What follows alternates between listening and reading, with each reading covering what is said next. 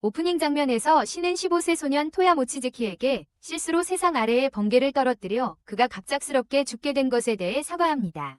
그를 보상하기 위해 신은 소년에게 다른 세상에서 다시 살 기회를 주며 원하는 것을 요청할 수 있다고 약속합니다. 토야는 그 세계에서도 스마트폰을 계속 사용할 수 있는지 물어봅니다. 신은 그의 소원을 쉽게 받아들이며 배터리를 마법으로 충전할 수 있을 것이라고 확신시켜 줍니다. 신은 그에게 옛 세상과의 직접적인 소통은 불가능하지만 보는 것과 읽는 것은 가능할 것이라고 알려줍니다. 토야는 길이 있는 열린 숲속 나무 옆에서 깨어납니다. 그는 신으로부터 전화를 받으며 현재 있는 세상에 맞게 스마트폰의 지도와 내비게이션을 수정해 놓았다는 소식을 듣습니다. 토야는 감사 인사를 전하고 무작위로 선택한 마을로 향하기 시작합니다. 마을로 가는 길에 마차를 탄 부유하고 키 작은 남자가 투야에게 다가와 그의 옷을 최대한 비싸게 사겠다고 제안합니다. 투야는 동의하고 나중에 재단사라는 것을 알게 된 그 남자와 함께 그의 가게로 향합니다. 현대식 옷을 준 대가로 약간의 돈을 받은 후 그는 남자에게 가장 가까운 여관이 어디에 있는지 물어봅니다. 키 작은 재단사는 기꺼이 메인 스트리트의 원다운을 알려줍니다. 모퉁이에서 투야는 두 명의 깡패가 두 명의 어린 소녀와 사슴뿔 가격을 두고 다투는 것을 목격합니다. 그는 더 적당한 가격으로 사슴뿔을 사겠다고 제안하고 즉시 그것을 부숩니다. 가격에 합의하고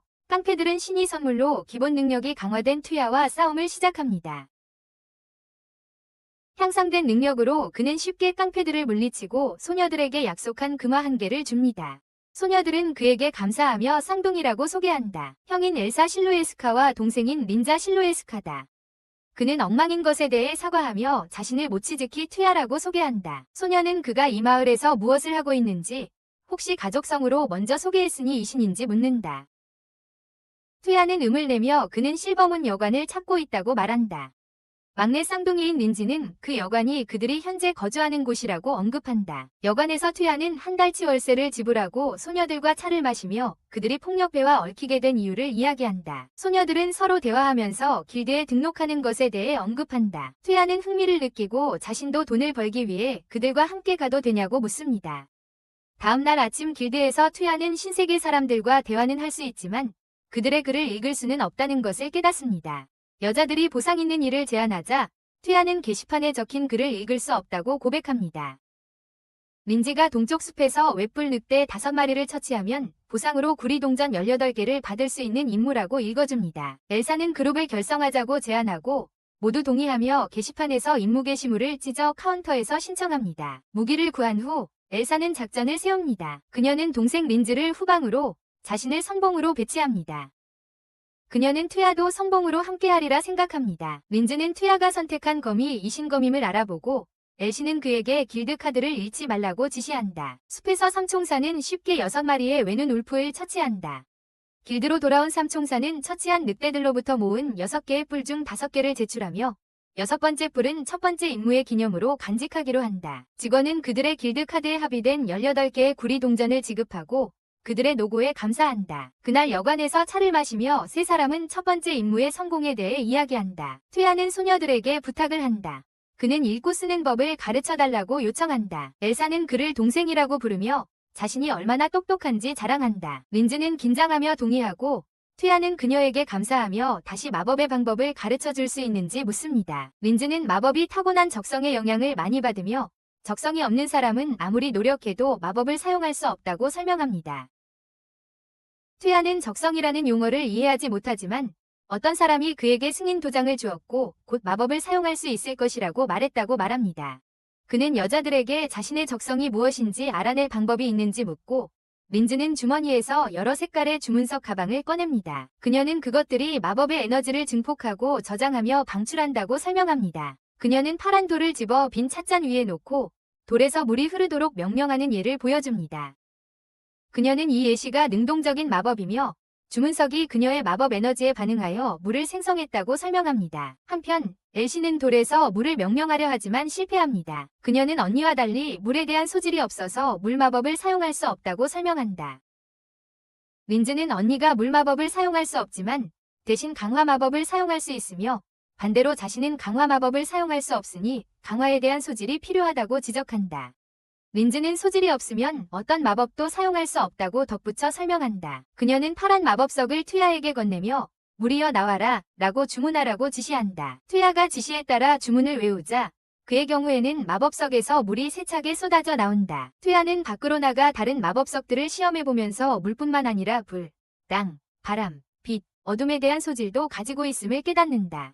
소녀들은 6가지 모든 원소를 사용할 수 있는 사람을 처음 만나서 들뜬다. 린즈는 자신이 3가지 원소에 대한 소질을 가지고 있다고 인정한다. 퇴하는 테이블에 7번째 돌이 있는 것을 발견하고 그 돌이 어떤 종류의 원소를 나타내는지 물어본다. 린즈는 그것이 널 마법을 위한 스펠스톤이며 설정된 확률이 없는 특별한 마법이라고 알려준다. 그녀는 자신의 자매가 보강에 적합하다는 예를 들며 단어, 부스트를 외치는 것만으로도 활성화된다고 말하고 먼 거리를 여행할 수 있게 해주는 또 다른 희귀한 적합성인 게이트를 언급한다. 퇴하는 어떻게 자신이 어떤 종류의 널 마법을 가지고 있는지 알 수 있는지 묻는다. 엘사는 언젠가 한 번은 마법을 어떻게든 알아낼 수 있다고 말한다. 퇴하는 자신이 널 마법을 가지고 있는지 즉시 알아내지 못해 실망한다. 린즈는 그가 임의의 단어를 외쳐보고 외친 단어에 진폭이 있는지 확인함으로써 알아낼 방법이 있다고 알려준다. 그 돌은 널 태도에 반응하여 특정한 특성을 나타낼 것이다. 퇴하는 돌을 집어들고 문이라는 주문을 외우려 합니다. 세 사람은 놀라며 이전에 방문했던 이신숲으로 이어지는 포털이 열리는 것을 봅니다. 린즈는 문 주문이 시전자에게 이전에 가본 곳으로 이동할 수 있게 한다고 설명하며 그가 주문을 걸 때 숲을 떠올렸을 거라고 말합니다. 여관에 있는 지금 여관주인 마이카는 세 사람에게 부모님의 카페에서 일하는 소녀 에이르를 소개합니다. 에이르는 카페 메뉴에 추가할 새로운 아이템을 고민하고 있으며 여행자인 그들에게 아이디어를 물어봅니다. 퇴하는 아이스크림을 제안하지만 방 안의 사람들은 어리둥절한 표정으로 그를 바라봅니다. 퇴하는 아이스크림이 무엇인지 보여주기 위해 휴대폰을 꺼내지만 엘자가 그 이상한 물건이 무엇이냐고 묻습니다. 그는 그것이 자신만 사용할 수 있는 마법 아이템이라고 말하며 더 이상 묻지 말아달라고 정중하게 요청합니다. 그는 에이르에게 아이스크림 만드는 법을 적어달라고 요청합니다. 린제이의 얼음 마법의 도움으로 에이르는 맛있는 아이스크림 샘플을 만들 수 있습니다. 그녀는 가장 완벽한 카페 메뉴를 제안해준 퇴하에게 감사의 말을 전합니다. 다른 도시에서 퇴하는 쌍둥이들에게 메가슬라임을 물리치는 위례 대신 왕도의 편지를 전달하는 요청이 괜찮은지 묻습니다. 하지만 쌍둥이들은 슬라임에 대한 유전적인 혐오감을 이유로 메가슬라임 임무를 강하게 반대합니다. 셋은 가까운 곳에서 벌어지고 있는 소란을 확인합니다. 나무 막대를 든 남자가 여자 사무라이에게 싸움을 걸고 있습니다. 곧바로 싸움은 몸싸움으로 번집니다. 여자는 완벽하게 유술로 자신을 방어하다가 배고픔에 잠시 멈추고 남자의 하인이 그녀를 막대기로 때리려고 한다. 퇴하는 막대기를 든 남자에게 방해하는 먼지 마법, 맹목의 모래를 시전한다. 엘시가 싸움에 합류하고 그들은 둘 다 범죄자들을 물리친다. 도시 경비대가 현장에 도착하자 3인방과 사무라이는 안전한 곳으로 달려간다. 어두운 골목에서 사무라이는 그들의 개입에 감사하며 자신을 코코노의 야이라고 소개한다. 퇴하는 그녀의 성이 이름보다 먼저 언급되었기 때문에 그녀가 이신인지 물어본다. 그녀는 자신이 이신이라고 확인하고 에도 출신이라고 명시한다. 퇴하는 자신의 성과 이름으로 자신을 소개하지만 그녀는 그도 이신 출신인지 묻는다. 그는 자신이 이신 출신이 아니라고 부인하고 그녀가 왜 아까 싸움에 휘말렸는지 묻는다. 야이는 도시로 가는 길에 여행 자금을 잃어버렸다고 알리며 배가 고파서 꼬르륵 소리가 난다. 엘시는 그들도 일 때문에 왕도로 가는 길이라며 그녀에게 같이 가겠냐고 묻는다. 야이가 마부 역할을 하며 네 사람은 마차를 타고 함께 왕궁으로 향하고 있다. 알고 보니 퇴하는 마법 이름과 효과에 대해 알고 있으면 어떤 무속 마법이든 사용할 수 있었다.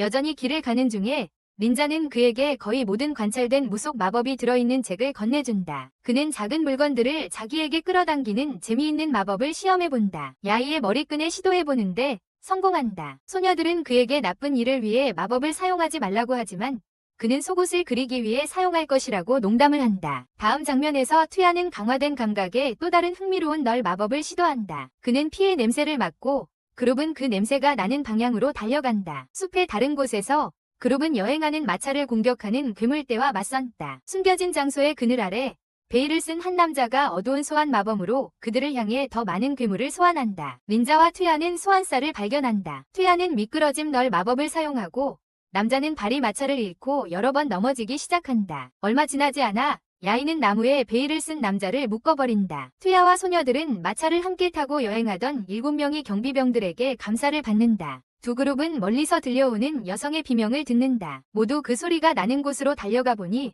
가슴에 피가 흥건한 남자가 쓰러져 있고 한 여성이 울고 있다. 그 여자는 피 흘리는 남자가 화살에 맞았다고 외친다. 퇴하는 재빨리 치유 마법을 사용하여 피 흘리는 남자를 회복시키려 하지만 린자는 화살이 몸에 박혀있는 상태에서 치유 마법을 쓰면 이물질이 남을 것이라고 경고한다.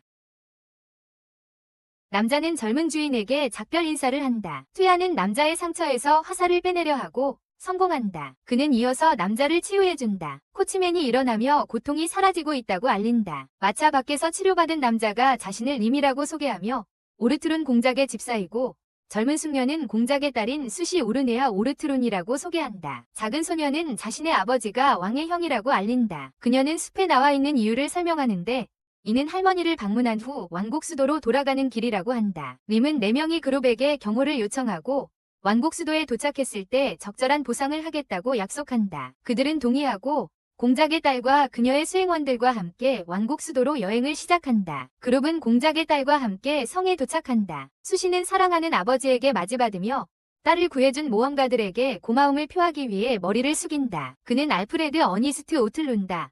공작이자 왕의 남동생에게 제대로 소개한다. 차를 마시며 알프레드는 튀아와 함께 왕국 수도에 편지를 전하는 임무에 대해 이야기하고 그 임무를 맡겨준 사람에게 얼마나 감사한지 이야기한다. 튀아는 그가 자신의 딸을 공격하고 싶어하는 사람에 대해 의심이 있는지 묻는다. 알프레드는 자신의 위치가 많은 사람들의 주목을 받고 있으며 자신의 적 중 한 명이 그의 딸을 납치하려고 계획한 것이 놀랍지 않다고 인정한다. 수시가 매력적으로 걸어들어와 아버지 옆에 앉는다. 알렉스는 수시에게 숲에서 일어난 사건에 대해 엘렌에게 이야기했는지 묻는다. 하지만 수시는 그녀를 걱정하게 하고 싶지 않았다고 말한다. 호기심에 찬 튀아는 엘렌이 누구인지 묻고 공작은 불행히도 병으로 시력을 잃은 그의 아내라고 알려준다. 그는 약 5년 전에 아내가 심각한 병을 앓았고 장인어른 덕분에 완치되었다고 말합니다. 하지만 병은 나았어도 아내는 시력을 잃는 큰 후유증이 남았습니다. 그는 장인어른만큼 강력한 사람을 찾아 아내의 시력을 되찾아주고 싶었다고 고백합니다. 소녀들은 희망에 차서 튀아를 바라보고 결국 튀아는 공작의 눈이 먼 아내를 치료해 그녀의 시력을 되찾아줄 수 있다고 제안합니다. 온 방이 주문의 성공에 기뻐하며 환호합니다. 엘렌은 눈물을 글썽이며 가족을 따뜻하게 껴안습니다. 다음 장면에서 알프레드는 그들에게 40 플래티넘 주화가 든 가방과 검문소를 통과할 수 있는 그의 가문이 증표로 그들이 공경에 처할 때 그의 가문이 지원해줄 것을 약속하는 메달이 든 상자를 보답으로 줍니다.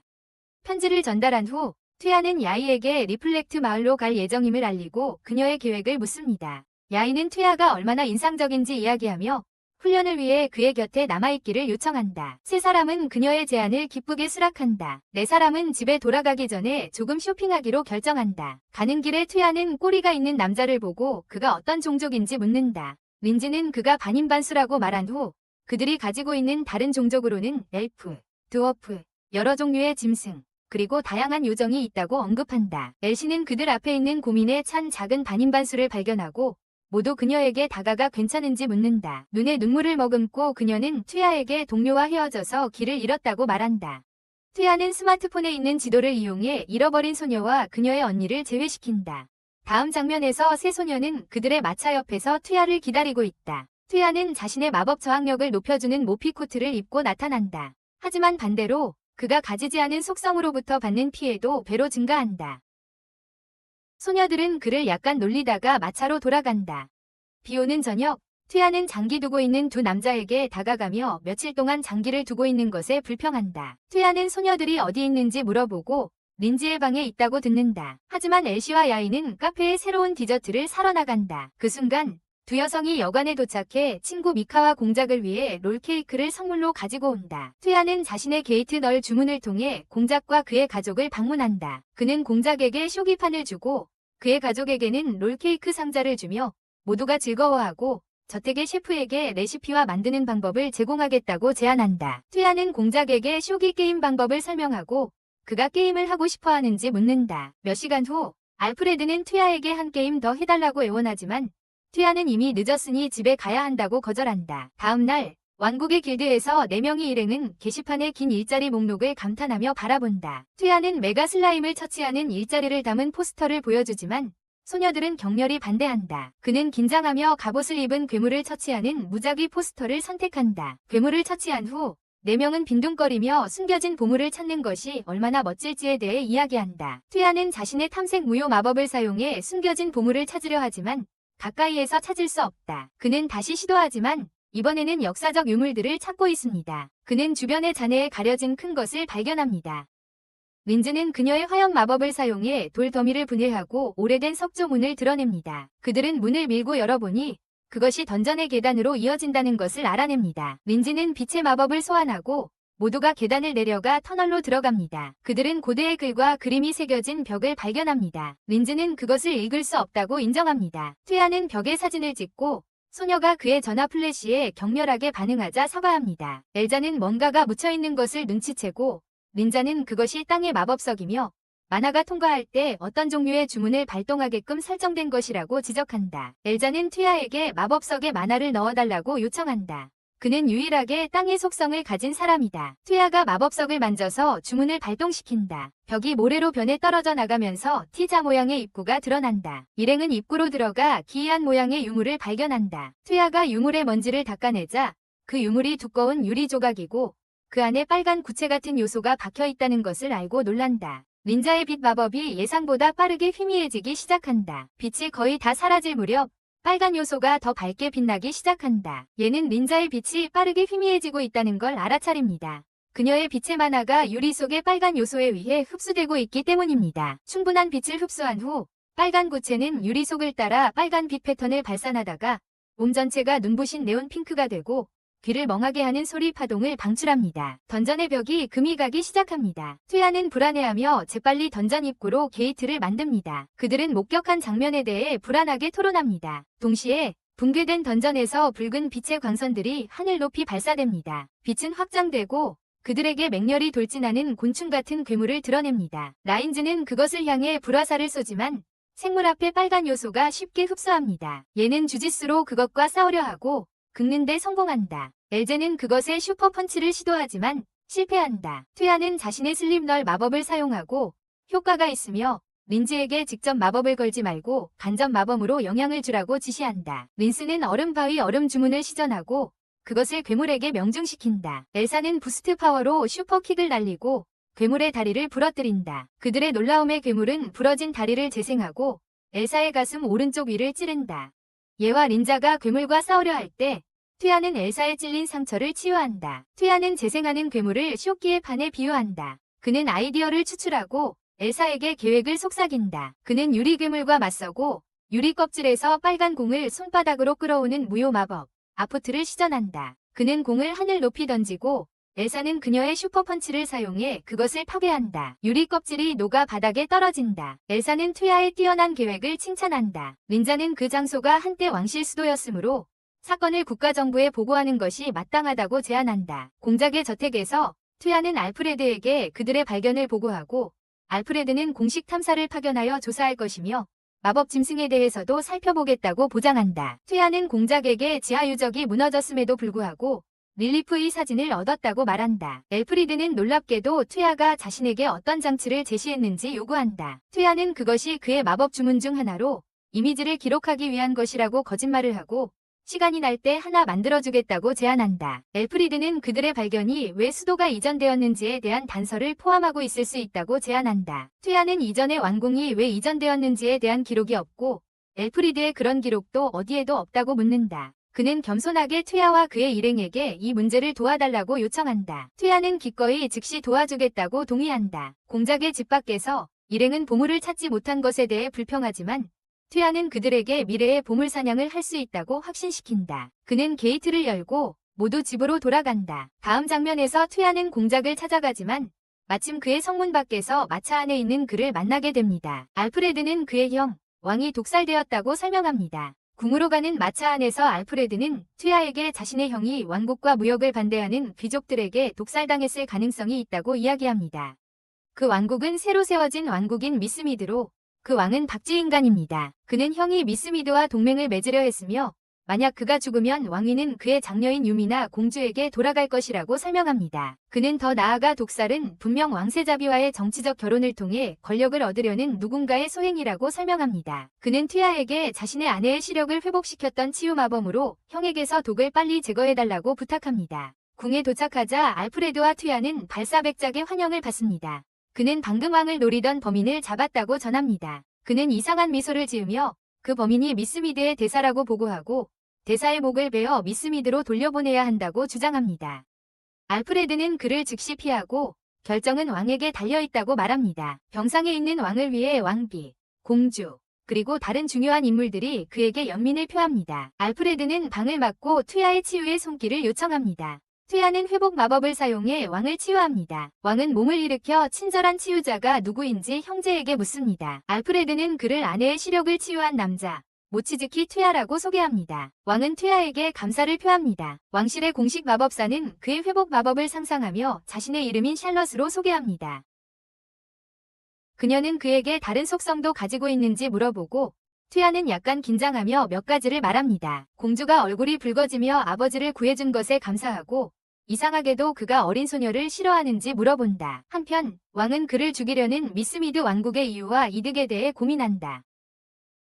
그는 그 범죄가 자신을 방해물로 여기는 다른 이의 행위라고 제안한다. 알프레드는 자신도 같은 생각을 하지만 위심을 뒷받침할 증거가 없다고 인정한다. 장군 레오는 많은 사람들이 왕이 대사에게서 보낸 와인을 마신 직후 쓰러지는 것을 보았다고 지적한다. 왕은 그들이 대사와 만나야 한다고 주장한다. 무릎을 꿇고 대사는 자신을 올가 스트랜드라고 소개하며 왕에게 겸손히 존경을 표한다. 투야는 대사가 며칠 전 자신이 제외한 작은 반인반수의 누나임을 알아본다. 왕이 대사를 어떻게 아는지 묻자 투야는 길을 잃었던 여동생을 도와준 적이 있다고 인정한다. 왕이 쓰러진 방이 그대로 남아있는지 묻는다. 레온이 그렇다고 확인하자 투야는 그 방으로 데려가 달라고 요청한다. 왕실 식당에서 장군이 왕이 마셨던 와인병을 투야에게 보여준다. 투야는 그의 탐색 무효 마법을 사용해 방에서 독을 찾고 장군에게 왕과 수행원들 그리고 발사 백작을 함께 식당으로 소환해 줄 수 있는지 묻는다. 도착한 백작은 왕이 건강하게 있는 모습을 보고 충격을 받으며 긴장된 채로 왕의 건강에 대한 가식적인 안도감을 표현한다. 투야는 왕이 쓰러졌을 때 모두가 그 자리에 있었다면 그들 중 한 명이 범인일 것이라고 설명한다. 백작은 대사가 왕을 암살하려 했다고 비난하지만 투야는 레온에게서 왕이 와인을 마신 후 쓰러졌음을 확인하고 사건을 단계별로 검증하자고 제안한다. 그는 확인을 위해 독이 없는 와인을 준비하고 장군에게 와인 한 잔을 건네며 독이 없음을 확인한다. 그는 왕의 쟁반에 놓인 다른 언터치드 잔들 사이에 와인을 붓고 발사에게 제공한다. 카운트는 땀을 흘리기 시작하고 마시기를 주저한다. 투야는 남자에게 가만히 있으라고 말하며 와인이 독이 없음을 이미 증명했다고 한다. 장군은 발사가 왕의 잔에서 마시도록 강요하려 한다. 카운트는 과장되게 반응하며 독에 중독된 것에 대해 울기 시작하지만 투야는 그에게 이미 잔에서 독을 닦았다고 말한다. 그는 카운트에게 왜 독이 있다고 생각했는지 묻는다. 알프레드는 투야가 무엇을 암시하는지 묻는다. 그는 그들에게 독이 올가가 산 와인에 있던 것이 아니라 왕이 사용하는 모든 잔에 독이 발라져 있었다고 쉽게 설명한다. 공주는 그를 현명한 사람이라며 칭찬한다. 한편 백작은 도망치려 한다. 투야는 그의 에셀프널 마법을 쉽게 사용해 백작을 넘어뜨린다. 다음 장면에서 공주 유미나는 투야와 결혼하고 싶다고 선언하며 그의 바람직한 성격과 주변 사람들에게 행복을 주는 점을 이유로 아버지에게 허락을 구한다. 공주의 결정을 들은 왕은 흔쾌히 허락한다. 투야는 왜 왕이 모르는 남자에게 딸을 쉽게 허락하는지 긴장하며 묻는다. 왕은 공주가 사람의 성격을 꿰뚫어보는 직감의 신비로운 윤을 가졌다고 그에게 설명한다. 공주가 겨우 12살이라는 사실을 알고 투야는 왕에게 12살이 이미 짝을 정하기에는 너무 어린 나이가 아닌지 묻지만 왕은 대부분의 왕족이 15살까지는 배우자를 정한다고 말한다. 투야는 긴장하며 자신의 고향에서는 남자는 18세가 될 때까지 여자는 16세가 될 때까지 결혼하지 않는다고 그들에게 알립니다. 왕과 왕비는 문제없다고 그를 안심시키며 앞으로 2년 동안 공주에 대해 더 알아갈 시간을 주겠다고 말합니다. 만약 그때까지도 마음이 없다면 결혼 계획을 포기하겠다고 약속합니다. 궁에서 쉬고 있을 때 투야는 신으로부터 전화를 받고 약혼을 축하받습니다. 여관에서 공주는 투야에게 붙어다니며 그의 약혼 소식을 듣습니다. 공주는 자신을 유미나 오르니아 벨파스트라고 소개하며 오늘부터 함께 지낼 것이라고 발표합니다.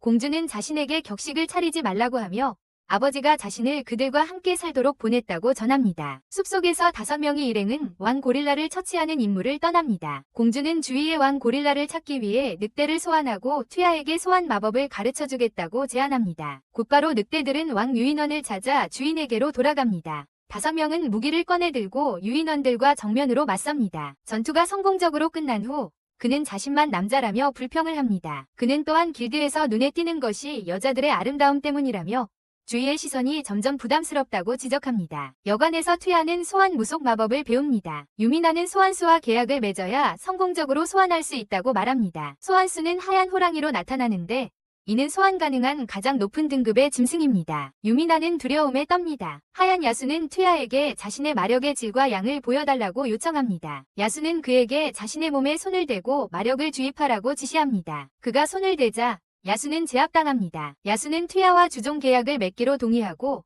자신에게 이름을 지어주기만 하면 된다고 말합니다. 그는 코하쿠라는 이름을 선택합니다. 코하쿠는 새로운 주인에게 항상 그의 곁에 있을 수 있도록 허락을 요청하며 다른 사람들과 있을 때 주목받지 않기 위해 귀여운 하얀 고양이로 변신합니다.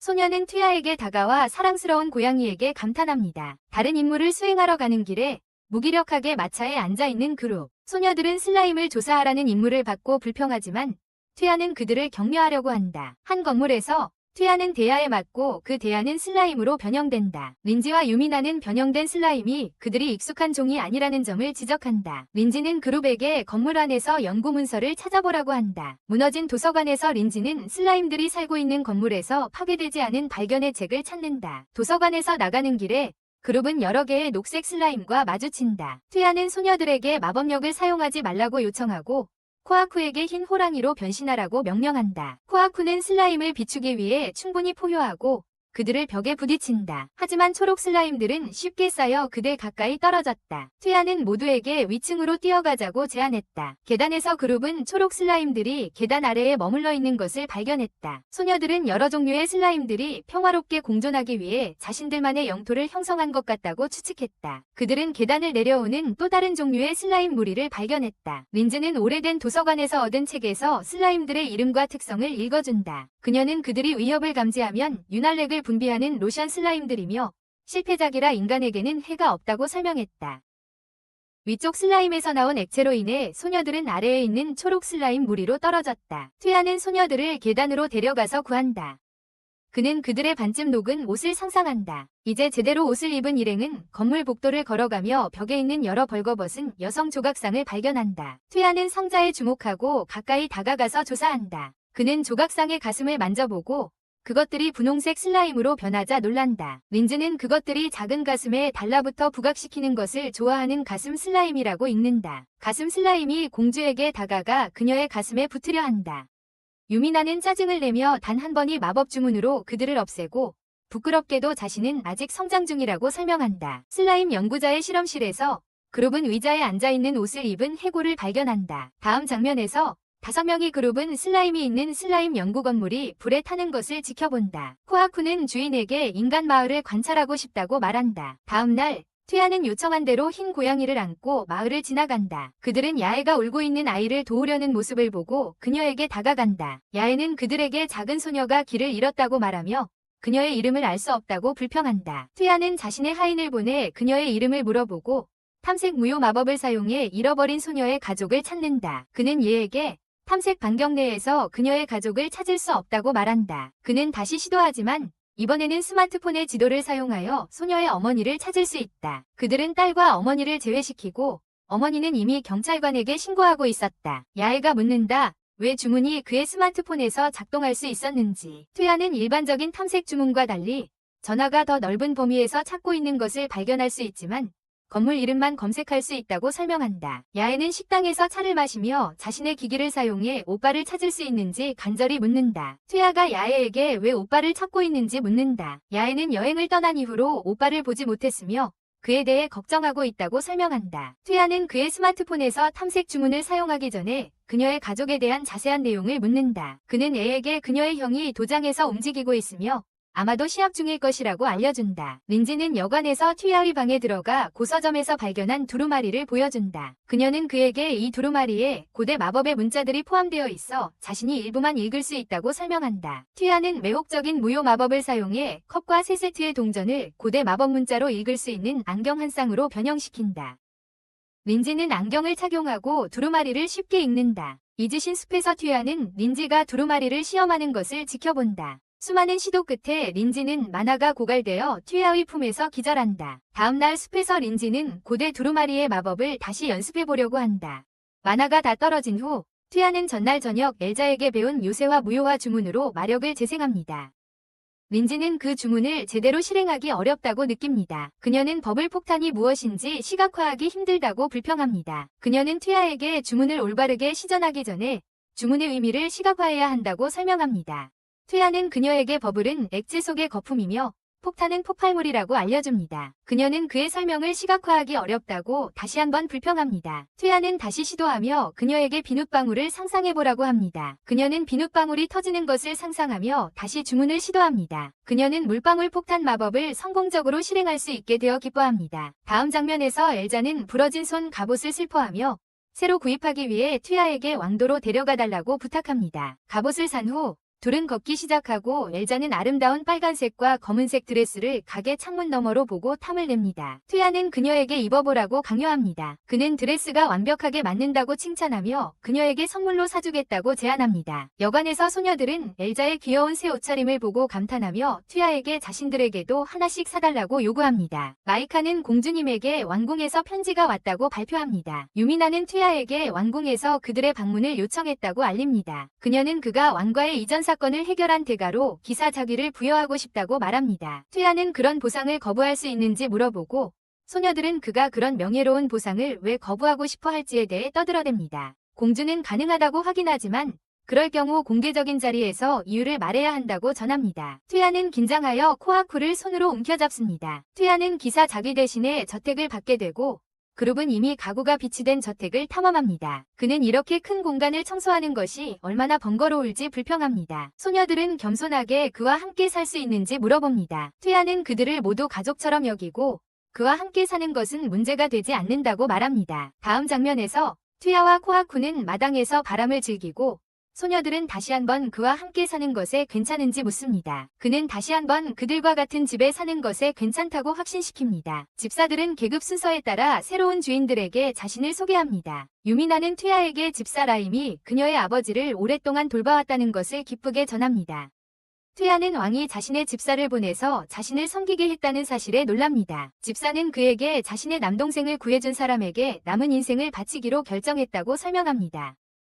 튀아는 자신의 남동생이 숲에서 구해준 집사라는 것을 알아차리고 라임을 자신의 소박한 집으로 환영합니다. 라임은 주인에게 인사를 하고 나머지 직원들에게 각자의 자리로 가라고 명령합니다. 문지기는 튀아에게 오르틀린 공작과 그의 아내 수시가 그의 참석을 기다리고 있다고 알린다. 공작과 그의 가족은 튀아가 유미나 공주와 약혼했다는 소식을 듣고 놀라움을 표한다. 알프레드는 그의 딸 튀아와 결혼하고 싶다고 인정하며 그녀의 사촌 유미나와 함께 결혼할 의사가 있는지 묻는다. 튀아는 정중히 그 생각을 거절한다. 알프레드는 튀아에게 그들의 왕국이 미스미드 왕국과 동맹을 맺기로 결정했다고 보고한다. 그는 두 왕이 문제를 논의할 장소를 준비해야 하며 한 나라로 여행하는 것이 논의를 위해 가장 좋지만 자연히 위험이 따르기 때문에 조심해야 한다고 설명한다. 그는 튀아에게 대신 그의 게이트 널 주문을 사용할 수 있는지 물어본다. 튀아는 자신이 가본 곳으로만 이동할 수 있는 주문이라고 설명한다. 알프레드는 그에게 튀아가 미스미드로 여행하길 원한다고 말합니다. 다음 장면에서 두 나라의 군인들이 여자아이들과 대사를 동반하여 미스미드의 왕국 수도에 도착할 때까지 튀아를 지켜주겠다고 제안합니다. 미스미드 부대의 리더가 그들이 수도로 가는 경로를 알려줍니다.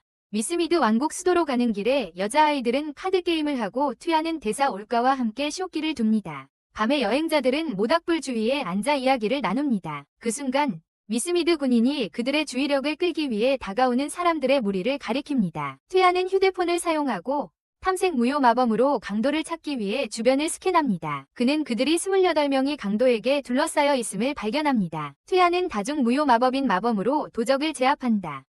그는 주변 숲속에 숨어있는 도적들을 마비시킨다. 병사들은 이제 마비된 도적들을 모은다. 올가가 벨파스트 왕국의 저명한 기사 레온경에게 사과하자 그는 그녀의 말에 얼굴이 빨개진다. 얘는 그룹에게 올가가 레온 경의 마음을 알고 있다고 생각하는지 묻는다. 엘사는 그녀가 알고 있다고 확신한다고 말하며 튀아는 전혀 눈치채지 못한다고 덧붙인다.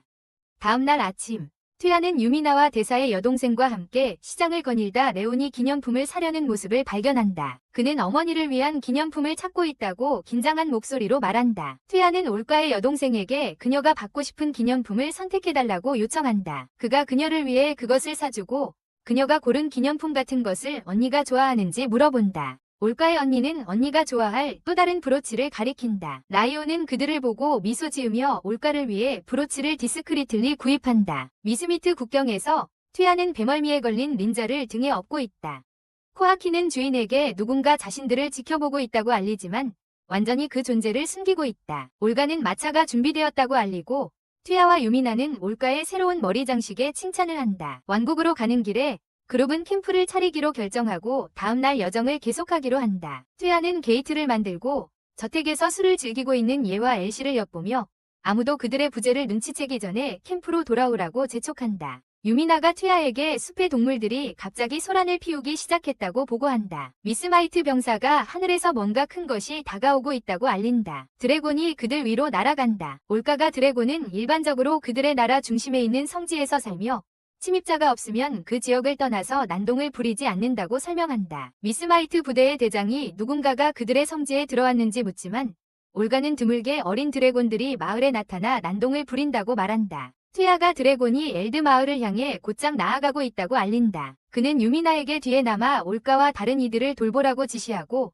나머지 능력 있는 전사들은 엘드 마을로 향한다. 마을에 도착하자 그들은 드래곤이 마을의 절반을 태웠다는 것을 알게 된다. 튀아는 빛 마범으로 드래곤을 치려고 하지만 반짝이는 창이 빗나간다. 드래곤은 공격자인 튀아에게 시선을 돌리고 불덩이를 날린다. 튀아와 린지는 하얀 호랑이로 변한 코아쿠를 타고 드래곤으로부터 도망치기 시작한다. 그들은 드래곤을 열린 들판으로 유인한다. 튀아는 린지에게 드래곤을 쓰러뜨리겠다고 말하고 그녀에게 날개를 잘라내라고 지시한다. 튀아는 여러 개의 비창으로 드래곤을 쓰러뜨리고 린지는 얼음 칼날로 날개를 자른다. 이제 더 이상 날 수 없음을 깨달은 드래곤은 튀아와 린지를 향해 불을 쏟아붓지만 그들은 운 좋게도 제때 도망친다. 야에와 엘시는 전투에 합류하고 드래곤의 한쪽 눈을 눈멀게 한다. 튀아가 용의 목을 배려하지만 그의 검은 산산조각이 나버린다. 한 물체가 용의 멀쩡한 눈을 향해 던져져 결국 눈이 멀게 된다. 용은 분노에 무작위로 불을 내뿜기 시작한다. 튀아는 엘시에게 시간을 벌어달라고 요청하고 린지에게 근처에 큰 방어용 얼음벽을 세우라고 지시한다. 그는 코아쿠에게 린지를 보호하라고 명령한다. 소녀들은 지시에 따라 행동한다. 튀아는 얼음 덩어리를 오목한 구조로 변형하고 그 구조를 통해 여러 개의 번개창을 발사한다. 오목한 특성 덕분에 창들은 하나의 빗줄기로 변형되고 용은 마침내 패배하며 쓰러진다. 붉고 더 큰 용이 나타나 동료의 무례함에 대해 사과한다. 말하는 용은 자신이 성스러운 땅을 지배하는 붉은 용이라고 소개한다. 그는 동료를 되찾으러 왔다고 말하지만 코아쿠는 청룡왕에게 자신의 혈육을 잘 가르치라고 전하라고 말한다. 튀아가 백룡의 주인임을 알게 된 붉은 용은 무례함에 대해 용서를 구한다. 튀아는 이번 한 번만 용서하겠다고 말하고 어린 용들을 잘 가르치라고 지시한다. 그들은 불을 끄고 부상자를 치료하며 다음 날을 준비하기 위해 마을을 복구한다. 용의 공격에서 구해준 마을의 장로와 남자가 튀아에게 다가와 용을 무찔러 준 것과 용의 시신을 마을에 기부하여 복구에 큰 도움을 준 것에 대한 감사의 뜻을 전한다.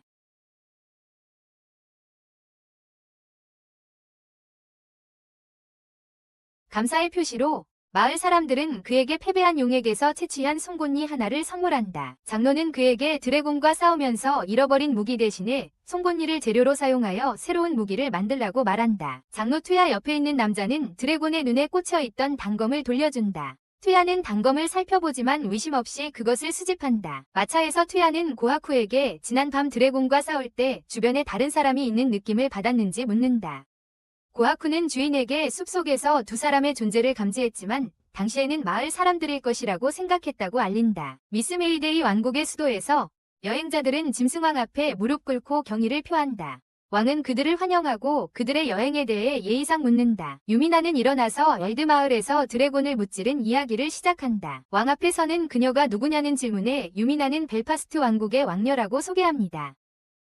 그녀는 아버지인 왕이 쓴 편지를 그에게 건넵니다. 야수왕은 왕녀가 그의 거처에 있는 것을 영광으로 생각합니다. 그는 편지를 읽고 가능한 한 빨리 답장을 쓰겠다고 약속합니다. 그는 그들이 자유롭게 지내고 자신의 궁전에서 즐기라고 권합니다. 왕은 드래곤을 물리친 용감한 젊은이가 자신 앞에 무릎 꿇고 있는 생각에 웃으며 튀아에게 그와 겨루어보자고 요청합니다. 다음 장면에서 백작이 그의 왕의 습관에 대해 사과합니다. 그는 왕이 강력한 사람을 만날 때마다 어떻게 행동해야 할지 모른다고 설명합니다. 백작은 튀아에게 왕에게 제대로 한 대 해주라고 간절히 부탁한다. 전투의 규칙이 정해지고 싸움이 시작되었다. 튀아가 그의 슬립널 마법을 사용하자 야수왕은 첫 라운드에서 쉽게 패배한다. 메즈메드의 왕은 동의하지 않으며 슬립널 마법의 사용을 금지하고 재대결을 요구한다. 다시 한번 왕은 튀아에게 패배하고 그가 자신의 널 마법을 복사할 수 있는 능력을 칭찬한다. 밤에 왕은 방문객들을 위해 뷔페를 준비한다. 튀아는 전통 의상을 입은 소녀들의 사진을 찍고 방 전체가 플래시에 강하게 반응한다. 튀아는 사과하며 이것이 장면의 이미지를 기록하고 저장할 수 있게 해주는 그의 널 마법 중 하나라고 설명한다. 왕은 그 기기의 기능에 대해 듣고 감탄한다. 파티 후 작은 짐승이 튀아를 어두운 방으로 인도한다. 어두운 인물은 그녀의 짐승인 폴라에게 선물을 가져온 것을 칭찬한다. 그녀는 젊은 남자가 누구인지 묻는다. 그는 자신의 성과 이름으로 자신을 소개한다. 그는 이상한 소녀에게 그녀가 누구인지 묻는다. 그녀는 자신을 요정 민족의 장로인 린이라고 소개한다. 린은 자신의 외모에도 불구하고 자신이 그보다 훨씬 나이가 많다고 언급한다. 튀아는 놀랍게도 그녀의 나이가 몇 살인지 묻는다. 그녀는 나이를 612세로 반올림한다. 튀아는 충격을 받으며 폴라가 도대체 무엇인지 묻는다. 그녀는 폴라가 무생물인 물체를 움직일 수 있게 해주는 그녀의 널 마법 프로그램 덕분에 진짜 곰인형이라고 설명한다.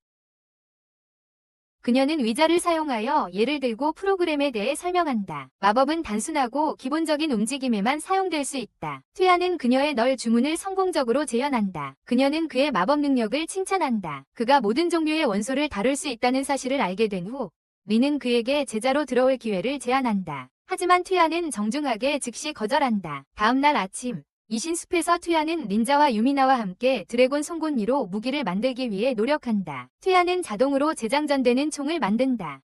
결국 그는 유미나와 린자를 위해 2개의 추가 총을 만든다. 그는 자신의 총이 단검과 롱소드 간의 날을 변형할 수 있도록 프로그래밍한다.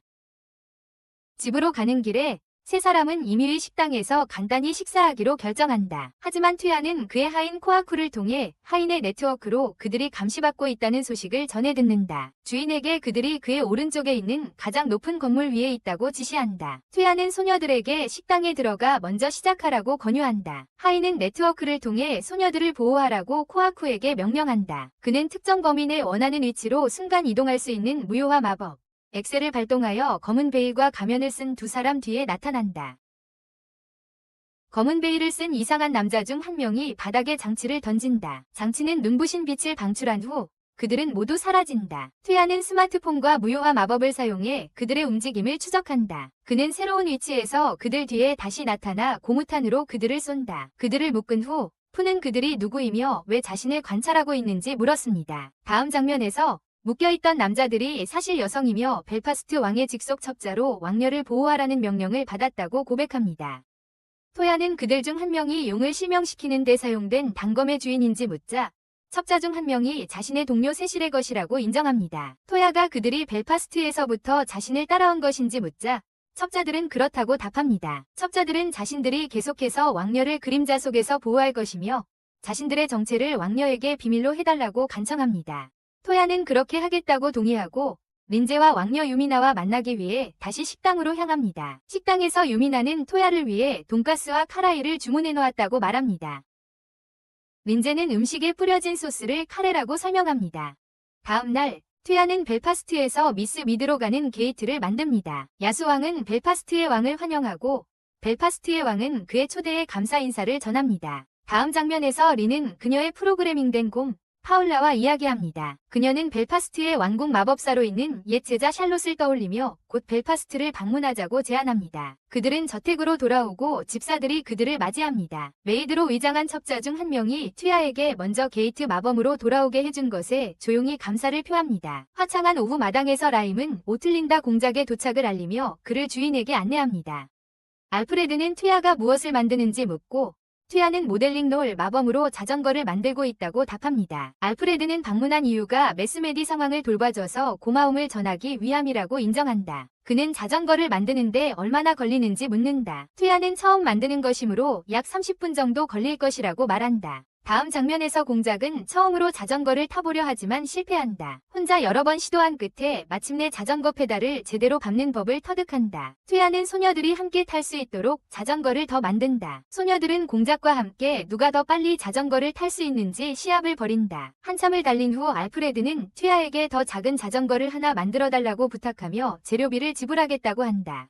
수도시장으로 가는 길에 퇴하는 골목에서 두 명의 불량배가 아이를 끌고 가는 것을 목격한다. 불량배들은 아이를 때리고 그중 한 명이 칼을 꺼낸다. 아이도 사과하고 소매치기를 그만두겠다고 약속한다. 퇴하는 불량배들에게 다가가 그들이 하는 짓 때문에 아이를 밀쳐내고 있다고 비난한다. 그는 고무총으로 그들을 쏘고 아이가 다치지 않았는지 묻는다. 아이는 자신의 목숨을 구해준 것에 감사하지만 퇴하는 진정으로 고마움을 느낀다면 소매치기를 그만두라고 말한다. 아이의 배가 크게 고른다. 그는 슬픈 표정으로 구조자에게 3일째 식사를 못했다고 알린다. 퇴하는 아이에게 밥을 사주겠다고 제안하지만 아이는 흥분해서 벌떡 일어나며 실수로 모자를 던져버린다. 그 순간 긴 헝클어진 금발이 드러난다. 퇴하는 그 아이가 남자아이라고 생각했지만 여자아이라는 사실에 놀란다. 아이는 자신을 렌이라고 소개한다. 다음 장면에서 도시의 벤치에 앉아 퇴하는 레니에게 어디에 사는지 묻는다. 레니는 과자를 먹으면서 그에게 규칙적인 잠자리나 정해진 집이 없다고 알려준다. 그녀는 어떤 날은 공원에서 또 다른 날은 뒷골목에서 잠을 잔다고 말한다. 퇴하는 그녀의 부모님에 대해 묻자 그녀는 아버지가 1년 전 마수와 싸우러 떠났다가 돌아오지 않았고 어머니는 그녀가 태어난 직후 돌아가셨다고 대답한다. 퇴하는 그녀의 머리를 쓰다듬으며 자신의 집에서 일해볼 생각이 있는지 묻는다. 그는 그녀에게 음식과 거처에 대해 걱정할 필요가 없다고 약속하며 그녀가 제대로 된 일을 하고 그에 대한 보상을 받을 것이라고 말한다. 그는 그녀가 다시는 소매치기를 하지 않겠다고 약속해야 한다는 조건을 추가한다. 그녀는 다시는 소매치기를 하지 않겠다고 간절히 약속한다. 맨션에서 집사는 레니에게 그녀의 직책을 지시한다. 그는 그녀에게 앞으로 그녀가 가정의 하인이 될 것이며 손님이 있을 때마다 퇴하를 님이라고 부르라고 말한다. 미스메이드의 왕립수도에서 유미나는 퇴하에게 사촌의 이기적인 요청을 들어줘서 고맙다고 말한다. 유미나는 수도시장에서 대사의 여동생 아르마를 알아본다. 퇴하가 그녀의 주의를 끌고 작은 소녀는 세 사람에게 다가가기 시작한다. 유미나는 그녀를 사촌 스시에게 소개하고 둘은 예의를 갖추어 인사를 나눈다. 그들은 라이온과 올가가 데이트 중인 것을 보고 몰래 따라가기로 한다. 벽 뒤에서 네 사람은 라이온이 올가의 손을 잡으려다 실패하는 모습을 지켜보며 코멘트를 한다. 그들은 레스토랑 유리창을 통해 두 사람을 엿본다. 레스토랑 안의 상황을 더 잘 보기 위해 퇴하는 휴대폰으로 라이온과 올가가 차에 대해 이야기하는 장면을 줌으로 당겨본다. 그들은 모두 레스토랑 창가 바닥에 앉아 대사와 기사 간의 주민된 대화를 엿듣는다. 아르마는 언니의 새 행복을 기뻐한다. 올가와 라이온이 함께 레스토랑을 나올 때 아르마는 언니에게 달려가려 하지만 불행히도 베일을 쓴 키 작은 남자에게 밀려 바닥에 넘어진다. 네 사람은 베일을 쓴 노인이 짐승왕임을 알고 놀란다. 짐승왕이 그룹에 합류하고 모두 올가와 사자를 몰래 엿보기 시작한다. 퇴하는 왕에게 왜 왕궁이 아니라 이렇게 드러나게 나왔냐고 묻는다. 왕은 가끔 기분 전환을 위해 성에서 나오는 것이라고 쉽게 대답한다. 그 순간 도둑무리가 사자와 올가 앞에서 배신자를 위협한다. 사자는 그들과 싸우려고 하지만 그들은 단검으로 공격하기 시작한다. 퇴하와 왕이 마스크를 쓰고 싸움에 합류하여 도둑들을 물리친다. 싸움이 끝난 후 사자는 쉽게 퇴하의 코트를 알아보고 그를 부른다. 올가는 라이온에게 괜찮냐고 물으러 달려가지만 야수왕을 발견하고 그는 즉시 성으로 순간 이동하며 퇴하를 현장에 남겨둡니다. 라이온은 퇴하를 안고 대화하자고 요청합니다. 퇴하는 짜증이 나서 라이온이 대사에게 강한 감정을 갖고 있지 않다고 비난합니다. 라이온은 부인하며 대놓고 그녀를 정말 좋아하고 절실히 사귀고 싶다고 말합니다.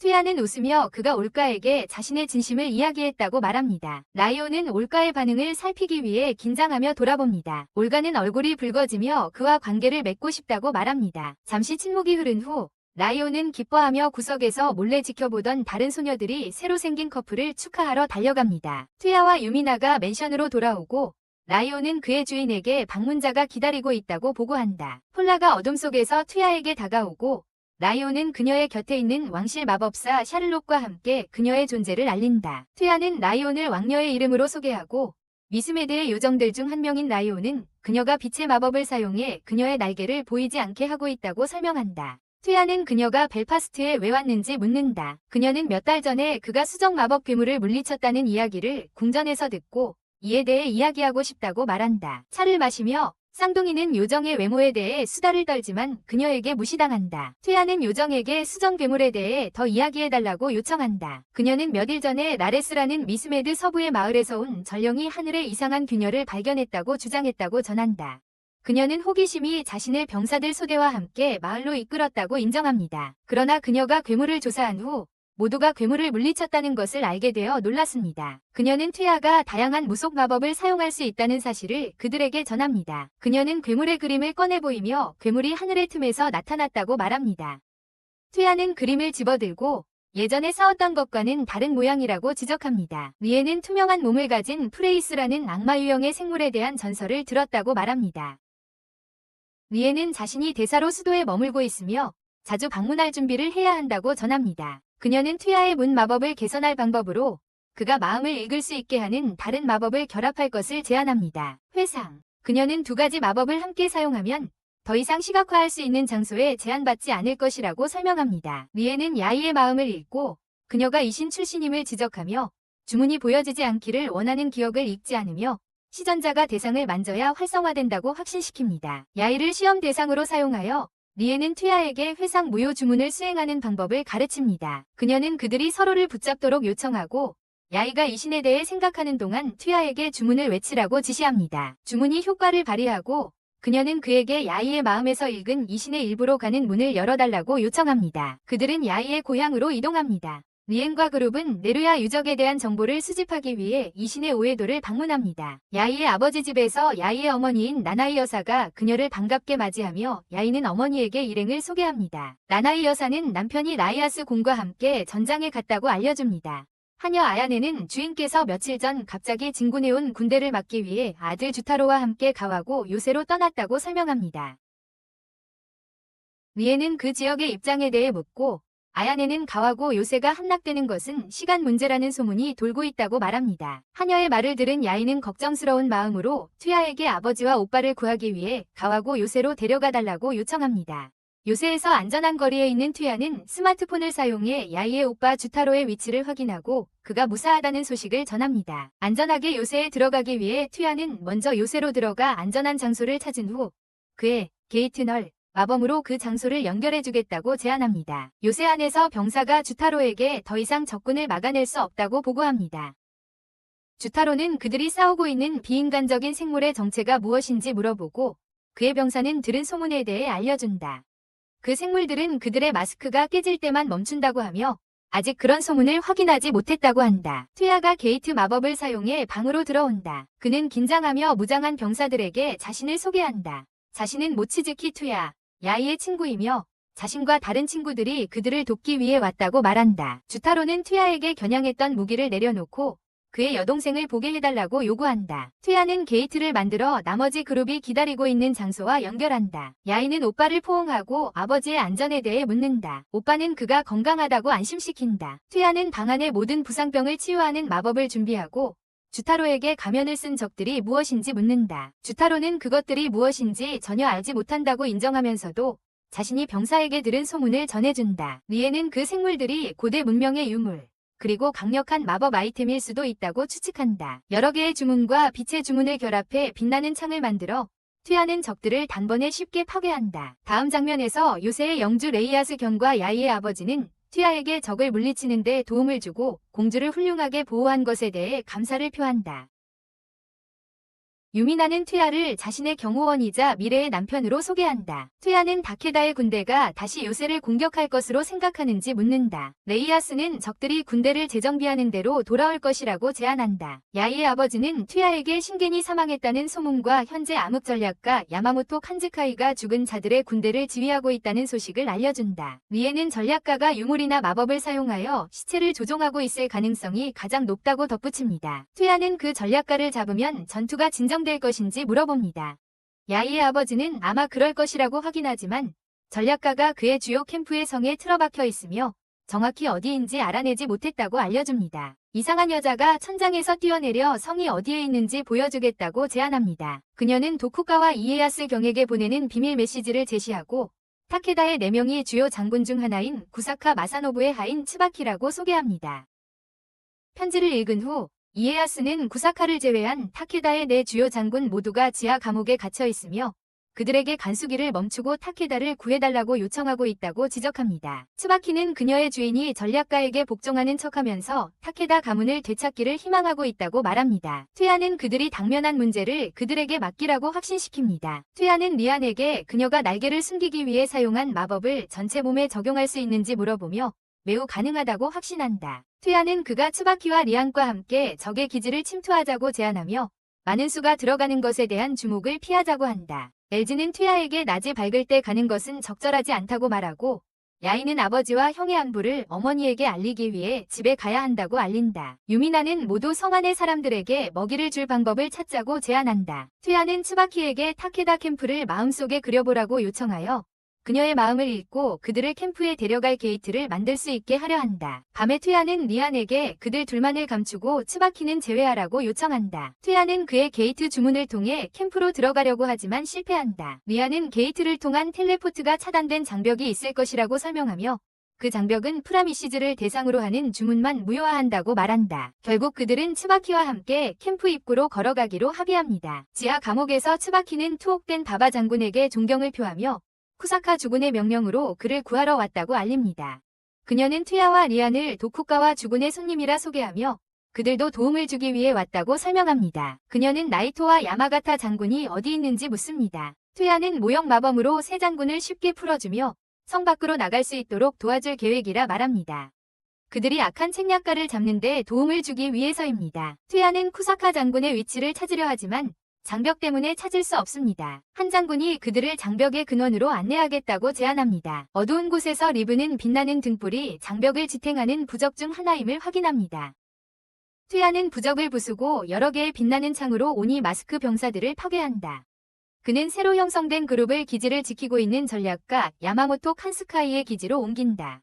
야마모토는 그들의 도착을 눈가리개를 하고 인내심을 가지고 기다리고 있다. 한 장군이 야마모토를 공격하려 하지만 그들의 군주 다케다 신겐의 포세스드 시체에 의해 막힌다. 다른 장군은 야마모토가 그들의 군주에게 불경스럽다고 화를 내며 군주에게 움직여달라고 애원하지만 야마모토는 장군에게 소중한 군주를 공격할 수밖에 없다고 조롱한다. 퇴야는 남자의 얼굴에서 가면을 쏘아 제거한다. 야마모토는 그의 전투 스타일을 칭찬하며 눈가리개를 벗고 눈 대신 보석을 드러낸다. 리에는 전략가가 이 보석을 사용하여 그의 가면 쓴 병사들을 불사의 존재로 만든다고 지적한다. 퇴야는 무효 마법을 사용하여 그의 눈에서 보석을 쉽게 뽑아내어 손바닥에 올려놓는다. 리에는 보석을 집어들고 그 보석이 소유자를 타락시킬 만큼 강력하다고 알린다. 그녀는 빨간 보석을 하늘로 던지고 퇴야가 그것을 쏴서 파괴한다. 전략가는 외치며 시들어간다. 다음 날 아침, 바바 장군은 리엔과 퇴야에게 니루자 유적의 위치에 대해 알린다. 그는 그것이 그들로부터 멀리 떨어진 해저에 있다고 전한다. 퇴야는 회수 마법을 사용하여 유적을 끌어낸다. 다음 장면에서 야이는 퇴야가 유적의 위치로 가는 문을 열기 전에 부모님께 작별 인사를 한다. 해변에서 퇴야는 유적을 찾고 소녀들은 바다에서 놀고 있다. 그러나 퇴야는 바다로 걸어 들어가고 그와 함께 있던 파울라는 결국 해안으로 돌아가게 된다. 퇴야는 유적의 입구를 찾지만 더 이상 숨을 참을 수 없어 결국 수면으로 수영해 올라가야 한다. 다음 장면에서 토아쿠는 리엔에게 퇴야의 마력과 혼이 에너지를 혼합해 그들을 소환해야 한다고 말한다. 그것은 주인에게 그들이 어떤 대가를 바랄지 확신할 수 없다고 알린다. 퇴야는 그의 하인이 블랙 엠퍼러를 2명인 것처럼 언급하는 이유를 묻는다. 그러나 토아쿠는 주인에게 블랙 엠퍼러가 2개의 존재라고 말한다. 퇴야는 블랙 엠퍼러를 성공적으로 소환하고 그 모습은 깊은 푸른색의 거대한 뱀이 같은 크기의 거북이로 감싸고 있다. 블랙 엠퍼러와 화이트 모나크는 서로 인사를 나눈다. 토아쿠는 자신의 주인을 흑제에게 소개하고 주인이 자신을 코아쿠라고 부른다고 알립니다. 거북이는 백제에게 어린 인간인 퇴야를 주인으로 삼은 것을 비웃습니다. 코아쿠는 곧 자신의 주인이 백제의 주인이 될 거라고 거북이에게 말합니다. 흑제는 퇴야가 자신들과 계약을 맺을 자격이 있는지 시험을 요구합니다. 흑제는 그가 해질 때까지 사지가 멀쩡히 서 있다면 계약을 맺겠다고 약속하며 싸움을 요청합니다. 퇴야는 그 조건에 동의하고 차분하게 그들 앞으로 걸어가 전투를 시작합니다. 첫 공격으로 그는 슬립널 마법을 사용하여 고무탄환을 끝없는 슬립 루프에 넣습니다. 그는 거북이의 왼쪽 앞발을 쏘고 흑제도 슬립 루프에 빠집니다. 리는 그의 전술을 칭찬하고 퇴아는 슬라임 연구소를 방문했을 때 영감을 받았다고 인정한다. 그는 린에게 검은 황제가 일어나려는 시도를 포기할 때까지 기다릴 계획이라고 말한다. 검은 황제는 몇 번 미끄러진 후 결국 포기하고 퇴아와 계약을 맺는 것을 승인한다. 퇴아는 뱀에게는 코쿠요, 거북에게는 생고토라는 이름을 주고 계약을 성사시킨다. 검은 황제는 우아하게 새 이름을 받아들이며 충실히 그를 섬기겠다고 약속한다. 코아쿠는 주인에게 덜 눈에 띄는 모습으로 변신하라고 그들에게 말한다. 검은 황제는 자신의 축소된 떠있는 형태로 변신한다. 퇴아는 그들을 환영하며 자신이 소환한 이유를 달성해달라고 요청하지만 바다를 좀 더 즐기고 싶다는 이유로 마음을 바꾼다. 늦은 저녁, 그룹은 린과 샬롯과 함께 폐허를 조사하기 위해 남아있습니다. 퇴아는 먼저 혼자 가서 확인하겠다고 제안하고 엘시는 무슨 일이 생기면 게이트와 함께 바로 돌아오라고 경고합니다. 퇴아는 그렇게 하겠다고 안심시키며 검은 황제에게 물속에서 문제없이 오래 걸을 수 있는 힘을 달라고 명령합니다. 퇴아는 바닥을 걸으며 폐허를 찾기 시작합니다. 그는 물속에서 숨을 쉴 수 있을 뿐 아니라 부력을 없애고 정상적으로 걸을 수 있다는 것에 감탄합니다. 검은 황제는 물을 다루는 일이 얼마나 쉬운지 자랑합니다.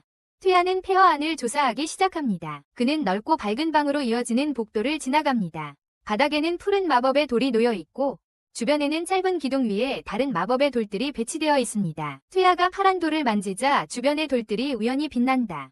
돌들이 밝게 빛나고 그를 초록색으로 둘러싸인 이상한 장소로 이동시킨다. 초록 머리를 가진 여성이 그에게 다가온다. 그녀는 정원에 그를 환영하며 자신을 프란체스카라고 소개한다. 그녀는 바빌론 공중정원을 제어하는 단말기이다. 퇴아는 그녀가 허리 아래에 옷이 없다고 신경 써서 묻지만 프란체스카는 그의 질문에 대한 답을 모른다고 인정한다. 그는 그녀에게 뭔가 입으라고 지시하지만 그녀는 이미 팬티를 입고 있다고 말한다. 퇴아는 마음을 진정시키고 사과한다. 프란체스카는 요청대로 결국 치마를 입는다. 퇴아는 질문 몇 가지를 해도 되는지 묻고 정원의 단말은 허락을 내린다. 그는 그들이 어디에 있는지 묻는 것으로 시작한다. 프란체스카는 그들이 하늘에 떠있는 바빌론의 정원에 있다고 쉽게 알려준다. 그는 다시 공중정원의 목적이 무엇인지 묻는다. 그녀는 그들의 창조자인 레지나 바빌론 교수가 취미로 만든 정원이라고 말해준다. 상고는 자신의 주인이 말하고 있는 존재 안에서 생명신호를 감지할 수 없다고 알린다. 프란체스카는 자신이 5092년 전 정원의 제어 단말로 교수에 의해 만들어졌다고 인정한다. 퇴아가 그녀가 완전히 기계인지 묻자 프란체스카는 모든 부품이 기계는 아니면 일부는 마법으로 만들어진 생체 부품도 있다고 밝힌다. 그리고 자신을 기계와 마법적 생명체의 혼합체라고 설명하는 것이 적절한 표현이라고 덧붙인다. 퇴아는 자신이나 정원이 시간이 지남에 따라 악화되거나 고장난 적이 있는지 묻지만 프란체스카는 자신을 포함한 정원의 모든 부분이 마법으로 강화되었으며 그녀는 긴급 상황을 제외하고 대기 상태에 있기 때문에 정원 유지 관리는 자동으로 이루어진다고 알려준다. 그녀는 또한 현재 정원이 긴급 상태에 있다고 말하며 마침내 손님이 왔다고 전한다. 퇴아는 자신의 성과 이름을 소개한다. 그녀는 그가 적합하다고 인식했으며 현재 유닛 코드 해시 23 코드네임 프란체스카가 그의 지위로 이전될 것이라고 언급한다. 그녀는 마법원을 활성화할 수 있는 것은 교수와 같이 모든 성향을 가진 사람뿐이라고 설명하며 교수는 5070년 전에 마법원을 통과할 수 있는 적합하고 능력 있는 사람에게 일을 넘기기로 결정했다고 전한다. 그녀가 그를 적합하다고 생각한 이유가 오직 그가 모든 성향을 가지고 있기 때문인지 묻자 프란체스카는 그가 팬티를 입고 있는 그녀를 보고 자신을 가리라고 했기 때문에 그를 적합하다고 인식했다고 말하며 만약 그가 욕망에 굴복해 그녀를 강간했다면 그녀는 동시에 그를 지면으로 내던졌을 것이라고 전한다. 그가 아무것도 하지 않고 그녀가 팬티를 입고 있도록 두었다면 그녀는 그를 부적합하다고 판단하고 정중하게 지면으로 돌아가라고 요청했을 것이라고 덧붙인다. 그녀는 교수님이 최종 결정을 그들의 손에 맡겼다고 지적한다. 퇴아는 그녀의 방식에 대한 불만을 표현하지만 프란체스카는 그를 무시하고 그에게 자신을 맡긴다. 반면에 소녀들은 해변에서 놀고 있다. 린자는 퇴아가 괜찮은지 걱정하며 묻지만 린은 그가 아직 올라오지 않았다는 것은 모든 것이 잘 진행되고 있다는 뜻이라고 안심시킨다. 그 순간 퇴아가 문을 만들고 소녀들을 정원으로 초대한다. 소녀들은 경치에 감탄하고 린은 고대 파르테노 문명의 유적을 가리킨다. 그녀는 파르테노 문명이 마법 주문과 마법 장치, 즉 유물을 만들어낸 고등 문명이라고 설명한다.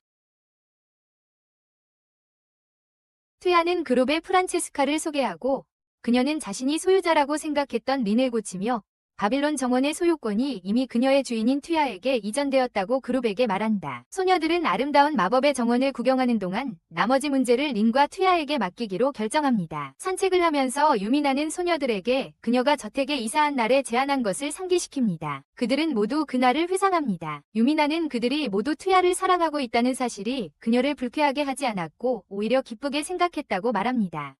그 이유는 튀아에게 마음으로 지지하고 시험해주는 3명의 동료가 있다는 의미이기 때문입니다. 그녀는 그에게 독점하는 것은 부자연스럽다고 생각하며 혼자서는 도와줄 수 없는 많은 것들이 있다고 말하고 모두가 튀아의 신부가 되고 싶어 하는지 묻지만 그들은 결정을 내리지 못합니다. 이제 현재입니다. 유미나는 소녀들에게 결심을 했는지 물어보지만 소녀들은 다시 한번 과민 반응을 보이며 결정을 내리지 못합니다. 정자 아래에서 린, 프란체스카, 그리고 튀아가 논의하고 있습니다. 튀아는 린에게 그녀가 원하는 것을 찾았는지 물어본다. 린은 몇 가지 고대 주문을 찾고 싶었지만 오히려 5,000년을 견뎌온 비밀 정원과 결코 시들지 않은 꽃들의 감명을 받았다고 말한다. 튀아는 정원을 만든 여자, 레지나 바빌론에 대해 꿈꾸듯 이야기한다. 그는 프란체스카에게 정원 외에 정원으로서 다른 것이 있는지 물어본다. 프란체스카는 다른 것들과 달리 이것은 보물도 없고 무기로 사용할 수 있는 것도 없는 그저 사랑스러운 정원이라고 알려준다. 린은 프란체스카에게 다른 것들과 달리 이것이 단지 정원이라는 의미가 무엇인지 묻는다. 프란체스카는 현재 그들이 있는 정원의 위치 외에도 하늘에서 떠다니는 여러 지역이 그녀의 자매들에 의해 통제되고 관리되고 있으며 이 모든 정원이 바빌론을 완성한다고 인정한다. 그룹의 나머지 일행은 파빌리온으로 들어가 자리를 잡았다. 프란체스카는 바빌론이 외부에서 인식되지 않도록 방어하는 마법 장벽으로 보호받고 있으며 표면에서는 거의 감지할 수 없다고 설명한다. 튀아는 총 몇 개의 떠있는 정원이 있는지 묻는다. 프란체스카는 자신의 정원 외에도 도서관, 실험실, 사회시설, 탑, 성, 작업장, 연금술소, 곡물 저장소가 있다고 말한다. 그녀는 원래 9개가 있었지만 현재 얼마나 남아있는지는 알지 못한다고 덧붙인다. 린은 도서관에 가장 관심이 있다고 언급하고 튀아는 교수의 성격으로 미뤄보아 도서관이 산처럼 쌓인 포르노 자료일 것이라고 추측한다. 린은 프란체스카가 다른 떠있는 섬들과 연락할 수 있는지 묻지만 프란체스카는 다른 자매들과의 연결이 끊어져 더 이상 연락할 수 없다고 알린다. 린사는 튀아의 스마트폰을 이용해 정원을 추적할 수 있는지 묻는다. 튀아는 시도하지만 할 수 없다. 유미나는 누군가 하늘에 떠있는 섬들과 접촉한 적이 있는지 묻는다. 프란체스카는 그녀에게 그것이 2번 있었으며 각각 3208년 전과 985년 전에 일어났다고 알려준다. 그녀는 첫 번째 접촉은 도서관에서, 두 번째는 곡물창고에서 있었다고 말한다. 린은 다른 바빌론을 찾으려면 그들의 텔레포트 서클을 통해 가는 방법밖에 없다고 지적한다. 튀아는 프란체스카가 다른 텔레포트 서클의 위치를 아는지 묻지만 그녀는 교수님이 그런 정보를 공개하지 않았다고 말한다. 튀아는 프란체스카에게 그녀가 무엇을 하고 싶은지 묻고 그녀는 주인에게 그와 함께 있고 싶다고 전한다. 그는 그녀가 정원을 떠날 수 있는지 묻는다. 그녀는 자신이 정원과 연결되어 있으며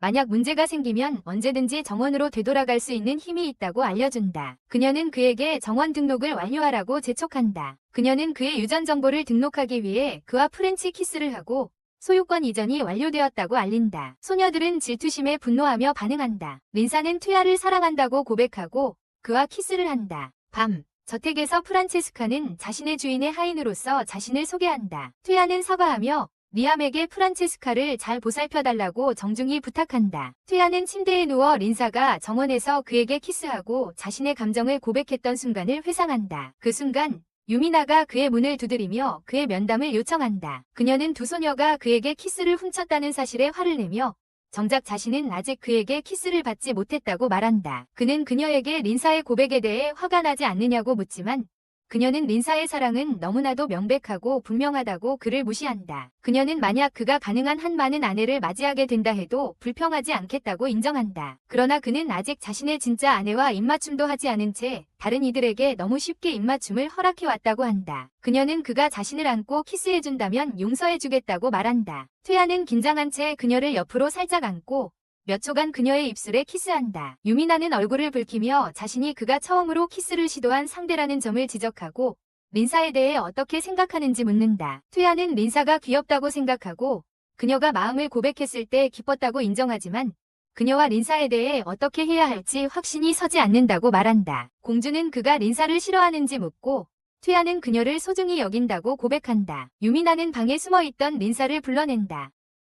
퇴야는 린사에게 어떻게 들어왔는지 묻기 위해 다가가지만 유미나를 방에 들였을 때 그녀가 들어왔다는 것을 곧 알아챈다. 유미나는 그가 린사를 애매하게 두고 울게 했다고 비난하며 그가 그녀를 싫어한다고 오해했을 거라고 말한다. 퇴야는 자신의 실수에 대해 사과하고 린사도 그의 감정을 고려하지 못한 것에 대해 사과한다. 유미나는 둘의 감정이 정리되었으니 퇴야에게 둘 다 아내로 맞이하라고 제안한다. 조금의 설득 끝에 퇴야는 공주와 린사를 자신의 아내로 맞이하기로 승낙하고 이마에 가벼운 입맞춤을 하며 인사를 건넨다.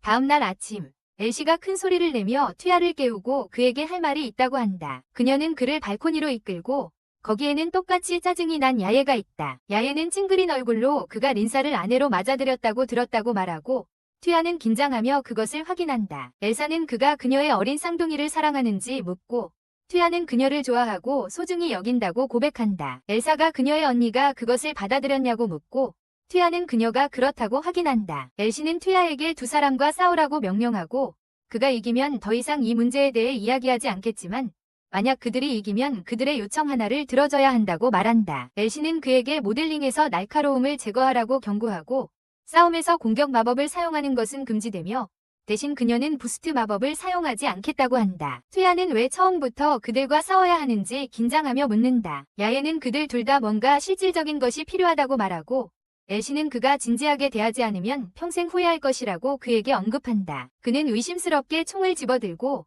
고무탄이 허용되는지 물어본 후 총의 칼날을 보여준다. 그들이 총알을 승인하자 야예가 퇴야에게 돌진하며 싸움을 시작하고 퇴야는 총 끝에서 둔한 검을 불러내며 방어하고 그녀에게 고무탄 몇 발을 쏜다. 엘시는 자신의 시그니처 펀치로 그를 가격하려 하지만 그는 쉽게 그녀의 건틀릿을 잡아 바닥에 던진다. 그는 그녀에게 총을 겨누고 그녀가 패배를 인정하면 모든 것을 거기서 끝내겠다고 말한다. 엘시는 그가 너무 유약하며 그녀의 언니와 다른 사람들을 보호하기에 적합하지 않다고 비난한다. 퇴야의 얼굴이 부드러워지고 그는 그것이 그의 본성이라고 인정한다. 엘시는 그가 그런 것에 대해 알고 있으며 그것이 그녀와 야예가 그를 사랑하게 된 같은 이유라고 말한다. 그는 고무탄이 담긴 자루를 확인하고 야예가 그를 쏘는 동안 그녀가 그의 주머니에 검을 던져서 터뜨려 총알들이 떨어지게 되었음을 깨닫는다. 엘시가 일어나서 한 방에 그를 쓰러뜨리는 승리의 펀치를 날린다. 퇴야는 눈을 떠보니 엘사와 야예 두 사람이 자신 앞에 서 있다. 엘사는 긴장하며 유미나와 린제와 같은 위치에 두어달라고 부탁한다. 두 소녀는 자신들이 남자로서 그를 사랑하고 그의 아내가 되고 싶다는 고백을 한다. 퇴야는 자신에게 싸움을 건 이유가 그 마음을 전하기 위해서인지 묻는다. 유미나는 그에게 자신들 마음을 전하는 유일한 방법이 그것뿐이었다며 오래전부터 모두 그의 아내가 되기로 한 건 자신의 생각이었다고 인정한다. 퇴야는 그들을 좋아한다고 고백하면서도 미안하다며 조금만 더 시간을 달라고 요청한다. 바빌론 정원에서 퇴야는 프란체스카가 있는 앞에서 남편으로서의 의무를 다할 수 있을지 고민한다. 프란체스카는 주인에게 교수인 레지나 바빌론의 메시지가 있다고 전합니다. 그녀는 왼쪽 손목을 열고 손목에 연결된 포트를 꺼냅니다. 그녀는 새로운 주인이 포트를 전달받으면 이해할 것이라고 교수가 말했다고 전합니다. 그는 포트를 자신의 휴대폰 충전 포트에 꽂자 화면에 교수의 미니어처 홀로그램이 나타납니다. 교수는 자기소개를 하며 퇴야의 이름을 언급합니다. 퇴야는 놀라며 그녀가 자신의 이름을 어떻게 아는지 묻습니다. 레지나는 장난스럽게 그에게 다가가 미래를 볼 수 있는 도구가 있어서 그의 이름을 알 수 있고 덕분에 그와 모의 대화를 할 수 있다고 말합니다. 그녀는 호기심에 그와 동료들의 모험을 지켜봤다고 인정하며 갑작스러운 표현 때문에 모든 미래의 사건을 볼 수는 없다고 언급합니다. 그녀는 결국 파르테노의 문명이 붕괴되고 그의 시대에서 미래로 이어지는 시간의 흐름이 그 문구의 출현으로 인해 바뀌었다고 말합니다. 그녀는 현재 속도로 가면 그들의 세계가 파멸될 것이라고 그에게 말하며 그로 인해 미래를 볼 수 없다고 합니다. 그러나 어느 날 결국 그녀는 그 문구가 미래의 그들의 세계에서 사라졌다는 것을 알게 되었지만 그 이유는 확실하지 않다고 합니다. 퇴야는 현재 자신의 문제에 대해 그녀에게 묻고 그녀는 그 문제를 흥미롭게 생각한다고 인정합니다. 그는 그녀가 미래에 닥칠 일을 알면서도 자신의 현재를 즐기고 있다고 비난합니다. 그러나 레지나는 그의 연인의 상황에서 무슨 일이 일어날지 밝히기를 거부하고 메시지가 끝났다고 선언합니다. 퇴야는 게이트 주문을 사용하여 신을 찾아갑니다. 그는 자신의 연인 문제에 대해 신과 이야기를 나누고 신은 그에게 이 순간을 즐기라고 조언합니다. 더 전문적인 조언을 위해 그는 사랑의 신을 호출하고 사랑하는 사람이 4명이라면 그들 모두를 위해 나아가라고 말한다. 그녀는 가끔 이기적인 것도 괜찮으며 자신의 마음을 들어야 한다고 말한다. 맨션에서 트위아는 코아쿠에게 4명의 소녀를 모두 모으라고 한다. 그는 당분간 아무와도 결혼하지 않을 것이라고 알리지만 앞으로 그들이 원한다면 4명 모두와 결혼하겠다고 약속한다. 그는 아직 다른 사람의 삶에 대한 책임을 질 만큼 성숙하지 않으며 그들 중 누가 그에 대한 관심을 잃는다면 언제든지 그를 내버려 두라고 설명한다. 소녀들은 그의 제안에 동의한다. 창문을 통해 프란체스카는 리엔과 샤를롯에게 교수에 따르면 트위아는 9명의 아내와 결혼하게 될 것이라고 전한다. 프란체스카는 리엔이 그의 아내가 되고 싶어하는 것을 놀린다.